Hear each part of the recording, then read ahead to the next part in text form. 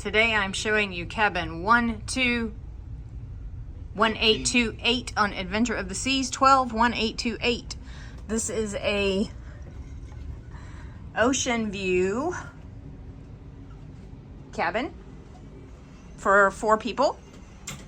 So no balcony, just the big windows, which are quite cool. This is a forward starboard cabin. Again, for 4 people, so the beds can be split apart or together. It does have 2 very nice chairs, so you can think of this almost like an infinity balcony. This is one of the newer cabins that was put in when the ship went in for a refurb. It's also a connecting cabin. So these are the newer style cabins that you would see on the Freedom class. Well, not Freedom, but many of the newer ships. Standard bathroom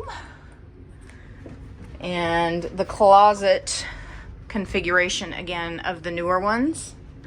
So again, this is an ocean view cabin, forward and starboard on deck 12.